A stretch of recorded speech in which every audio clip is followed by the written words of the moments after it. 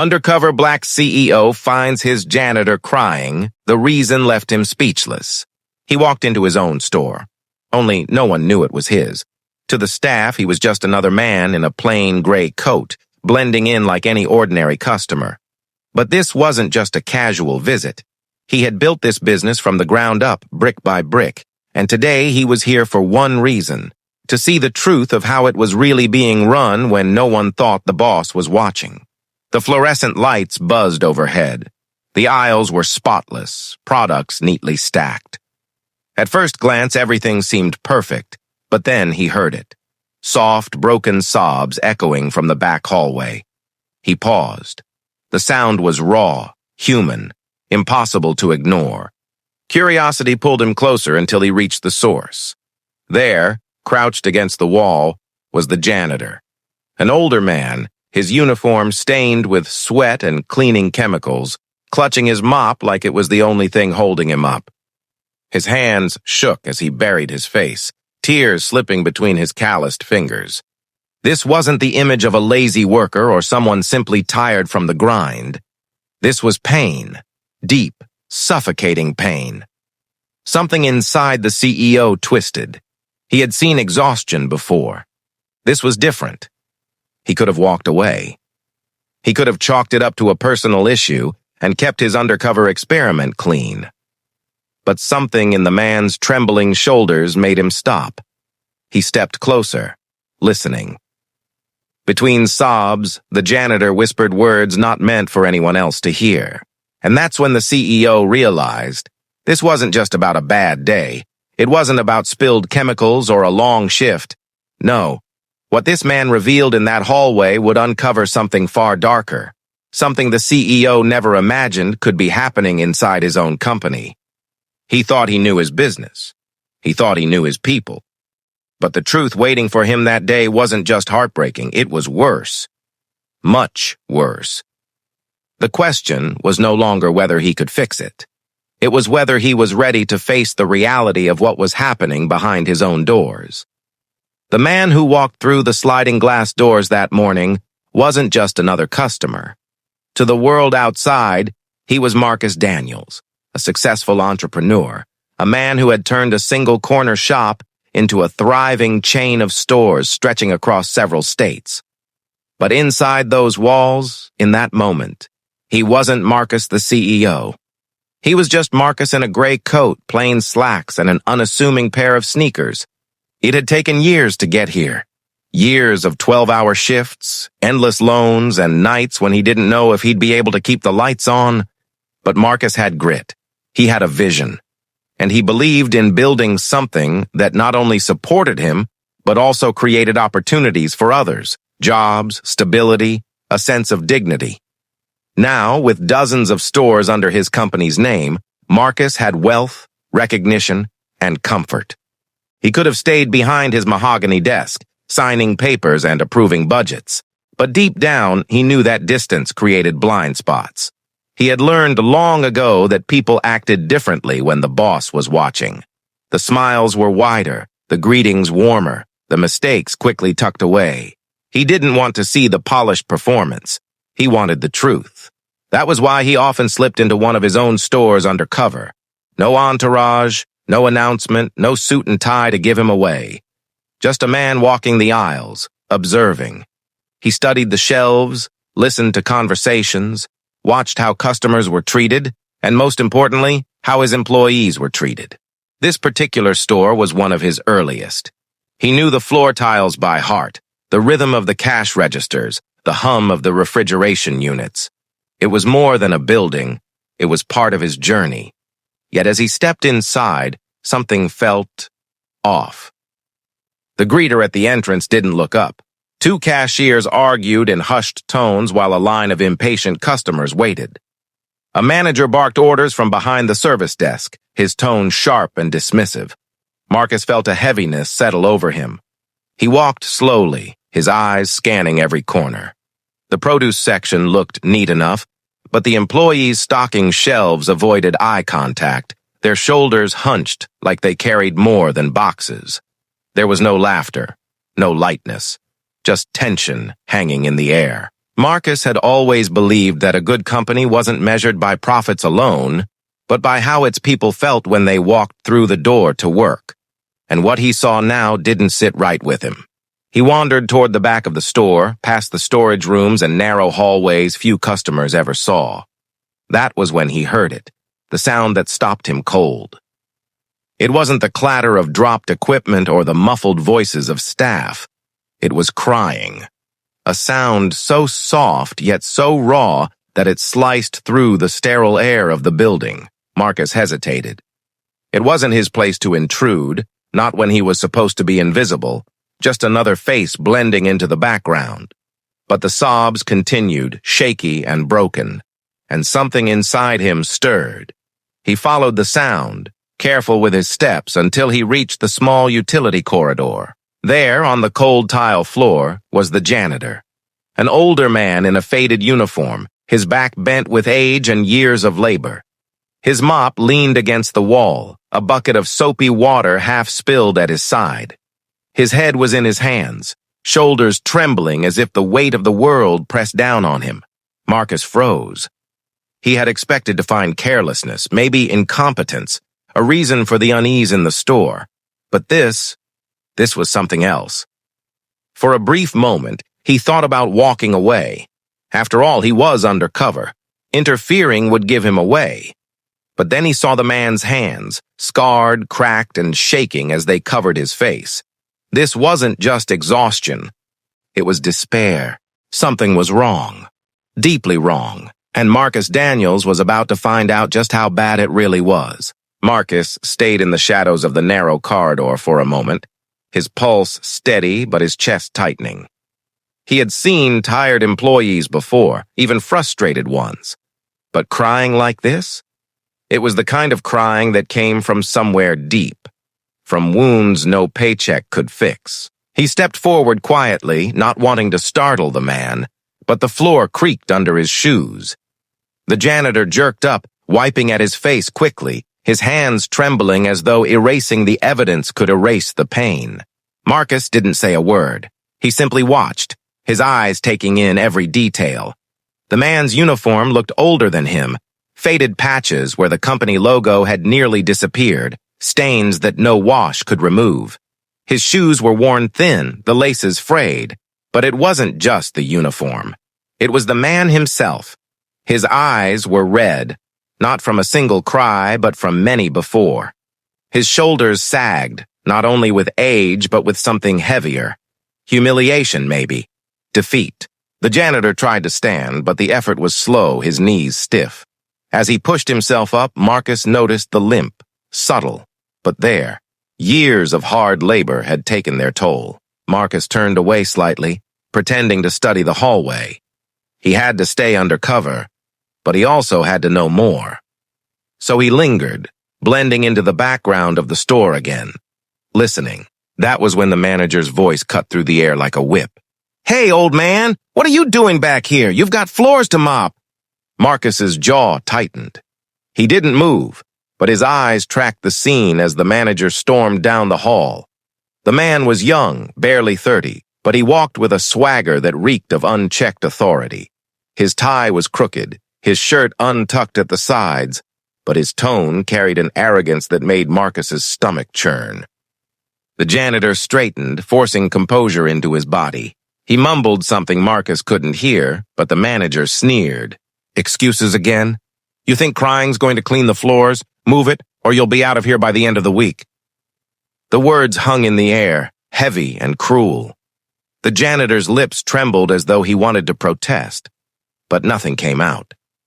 He just nodded, his gaze fixed on the floor, the fight gone from his eyes. Marcus felt heat rise in his chest. He had seen this before, in boardrooms, in negotiations, in the way certain people treated those they thought beneath them. But seeing it here, in his own store, directed at a man who had clearly given years of his life to this job, struck a deeper chord. Still, he kept silent. He needed to see more to understand the full truth before stepping in. As the janitor picked up his mop, Marcus followed at a distance. He watched the way customers brushed past the man without a glance. the way other employees avoided him, their eyes darting away as though association was dangerous. He watched the manager hover like a hawk, waiting for the smallest mistake to pounce on, and slowly the pieces began to come together. This wasn't just an employee having a bad day. This was a man carrying years of mistreatment, ignored, belittled, and left invisible in a place he helped keep alive. Marcus noticed something else, too. Whenever the janitor reached into his pocket, he pulled out a small folded photograph. He would glance at it quickly before tucking it away again. His hands lingered on it, his eyes softening for just a second before the hardness of the world returned. That was the crack in the armor Marcus needed. Whoever was in that photo mattered, and that meant there was a story here far bigger than what he was seeing. The store buzzed around him, customers filling carts, cashiers calling out totals, managers pretending everything was under control. But beneath it all, Marcus saw what most people missed, the quiet suffering of the one man holding a mop, his dignity chipped away piece by piece. And with every passing minute, Marcus's suspicion grew darker. If this was how the janitor was treated in public, in plain view, then what was happening behind closed doors? The truth, he realized, was worse than anything he had imagined, and before long, he would come face to face with it. The hum of the store felt different now. Marcus could sense it, like a storm brewing beneath fluorescent lights. Customers laughed and chatted in the aisles, oblivious, but his eyes stayed fixed on the janitor pushing his mop across the shiny floor. Each stroke was slow, deliberate, but his limp made it painful to watch. Then, the inevitable happened. A teenager ran past, knocking a drink from a shelf. The bottle smashed, liquid spreading in every direction. The janitor shuffled forward, already reaching for his bucket. But before he could bend down, the manager's voice thundered across the store. "Unbelievable. Can't you do anything right? Clean it up faster, people are slipping." The janitor bent to work, his knees creaking as he lowered himself. Marcus noticed the tremor in his hands as he wrung out the mop, forcing himself to keep moving. But it wasn't fast enough. The manager stomped closer, his voice sharp and cruel. "Pathetic. A child could do this better than you. Maybe I should bring my kid in and let him show you how it's done." Laughter erupted from two nearby employees, nervous but complicit. The janitor froze, his eyes burning with humiliation. He pressed his lips together, but his jaw trembled, his pride crumbling under the weight of the mockery. Marcus felt his hands clench at his sides. He had built this company to be a place of dignity, of opportunity. To see it reduced to this, a stage for cruelty, was a betrayal that cut deep. The manager wasn't done. He leaned closer, his words low enough that most wouldn't hear. But Marcus was near enough to catch every one. "You're lucky we even let you stay here. Old, broken, and useless. If it were up to me, you'd be gone already." The janitor's mop slipped from his grasp, clattering against the floor. His shoulders shook, not with anger, but with quiet devastation. Slowly, with trembling fingers, he reached into his pocket and pulled out that same folded photograph. He stared at it, his lips moving silently as though reminding himself why he endured this. The manager sneered. "Oh, what's that? A picture? You think that's going to save you?" And before anyone could react, he snatched it from the janitor's hand. The janitor gasped, his body jolting as though he'd been struck. "Give it back!" His voice cracked, desperate, breaking the silence he had held for so long. But the manager only glanced at the photo and scoffed. "Pathetic? Holding on to scraps while you waste away in this place." He crumpled it in his hand. That was the breaking point. Not just for the janitor, but for Marcus. The air seemed to thicken as Marcus stepped forward, his presence suddenly larger, heavier. For a moment, no one noticed. The customers too busy, the employees too accustomed to the spectacle of humiliation. But when Marcus's shadow stretched across the floor, the manager finally looked up. Their eyes met, and Marcus for the first time let the steel in his gaze speak. The janitor looked up too, confusion flickering in his tear-streaked face. He didn't know who Marcus was. To him, Marcus was just another man in a simple shirt, standing in the crowd. But the way Marcus stood, unmoving, unflinching, shifted the air. The manager stammered, suddenly unsure. This doesn't concern you. Mind your business." But Marcus didn't move. His eyes dropped to the crumpled photograph in the manager's fist. And when he looked back up, his voice was calm but thunderous. "Give it back." The room seemed to freeze. The laughter stopped. The employees' smiles vanished. Even the customers began to notice, turning their heads toward the confrontation. The manager's smirk faltered. He tried to brush it off, but his fingers trembled as he shoved the photo back toward the janitor. "Fine, it's just trash anyway." The janitor snatched it back, his hands shaking as he smoothed the paper against his chest, his lips trembling with relief. Marcus's eyes never left the manager's. In that silence, the weight of years of cruelty pressed down. And though no one yet knew who Marcus really was, one thing became clear in that moment. The storm had broken. The truth, and the reckoning that came with it, was about to erupt. For a long moment, silence held the store in its grip. The janitor clutched the photograph to his chest, his breath uneven, his shoulders trembling. Around him, the employees shifted uncomfortably, their faces pale. The manager, who only seconds before stood tall and smug, now seemed smaller under the weight of Marcus's steady gaze. Marcus didn't raise his voice. He didn't need to. His presence alone, the unflinching authority in his stance, demanded attention. Finally, he turned his head, his eyes sweeping the store, making sure every witness was locked in this moment. And then he spoke. "I built this company to give people hope." The words cut through the air like a blade. The employees blinked in confusion. The customers whispered. The janitor looked up, startled. The manager's face went blank, his arrogance slipping into unease. Marcus stepped closer, not to the manager, not to the employees, but to the janitor. His tone softened as he looked down at the man still clutching the wrinkled photo.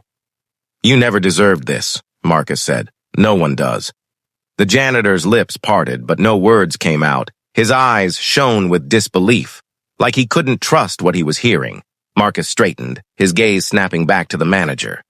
"And as for you," the manager tried to mask his fear with a smirk, but it faltered under Marcus's next words. "You've just humiliated and degraded a man in front of staff, in front of customers, and in front of me. Tell me, was it worth it?"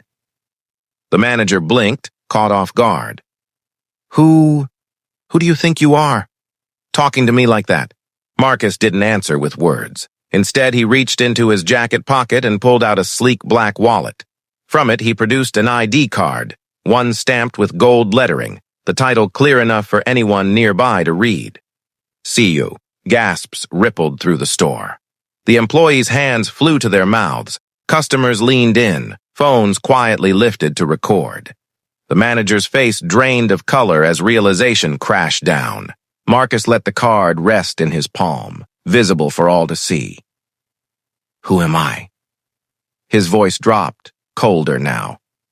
"I am the man who signs your paycheck. The man who trusted you to represent this company with dignity. The man who gave you the chance to lead. And this is how you chose to use it." The manager stumbled, words tripping from his tongue.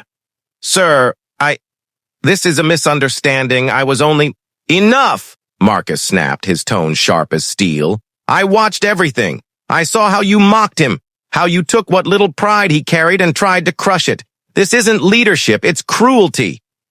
The janitor's head dropped, tears sliding down his cheeks. But Marcus reached down and placed a hand firmly on his shoulder. "Not anymore," he said gently. Then, addressing the entire store, Marcus's voice rose, not with anger, but with conviction. This company was founded on respect, on giving people dignity, no matter who they are or what role they play. Without that, we are nothing but shelves and walls. And today, I've seen how far we've strayed from that promise. The employees shifted uncomfortably, guilt painted on their faces. Even those who hadn't mocked the janitor had stood by and watched. Marcus saw it in their eyes, the shame, the silent realization that they too had played a part by doing nothing. The manager tried once more. "Please, sir, Marcus cut him off with a raised hand. "You're finished here. Effective immediately." The words landed like thunder. The manager's mouth fell open, but no sound came. He looked around, searching for support, but none came. Not from his employees, not from his customers, not even from the janitor whose life he had just tried to shatter. Security arrived moments later, summoned by a discreet call Marcus had made earlier. The manager was escorted out, his protests fading into the distance. The silence left behind was deafening. Marcus turned back to the janitor. Slowly, he crouched down so he was eye level with him. "What's your name?" The man's voice cracked. "Daniel!" "Daniel," Marcus repeated, letting the name linger with respect. "How long have you worked here?" 17 years, Daniel whispered, clutching the photograph tighter. I stayed because I needed the work. My wife, she passed years ago. My son's in college. I couldn't let him see me fail." Marcus's chest tightened. 17 years of service, 17 years of quiet endurance, 17 years of carrying pain in silence. "You haven't failed," Marcus said firmly. "You've given everything, more than anyone should ever have to give. And starting today, things are going to change." Daniel's eyes welled again, but this time with something different. Hope. Marcus stood, his voice carrying through the store once more. "Let this be a lesson to everyone here. Dignity is not optional, respect is not negotiable, and silence in the face of cruelty is complicity." He paused, letting his words sink deep into the silence. "If you see injustice, any injustice, you speak, you act. You don't stand by and let it grow." The weight of his words hung heavy, pressing into every heart in the room. Employees nodded, some quietly wiping their eyes. Customers whispered, the scene burning itself into memory. Phones recorded, ensuring the moment would not die in silence.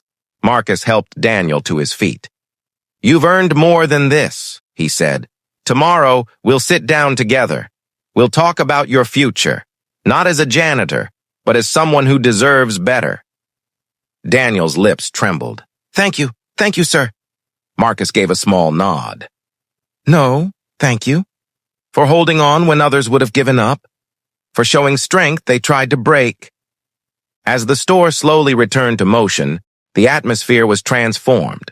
The cruelty that had once hung in the air was gone, replaced with something raw and powerful, awareness.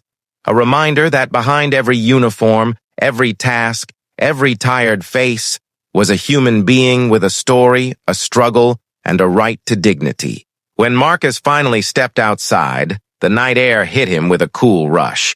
The city stretched wide, lights blinking like 1,000 watching eyes. He knew the story of what had happened inside would spread. It already had, captured on phones, whispered between customers, soon to be shared beyond the store walls. And maybe that was the point. Maybe the lesson wasn't just for his employees or for Daniel. Maybe it was for everyone who would hear it. That cruelty hides in plain sight. That silence enables it. And that dignity, basic human dignity, is worth standing up for, no matter the cost. As Marcus walked into the night, his thoughts echoed like a vow. Never again. Not in my company. Not on my watch. And for everyone who would later see the video, who would hear the story, one question would remain. Haunting, unshakable. When it's your turn to speak against injustice, will you stay silent or will you stand?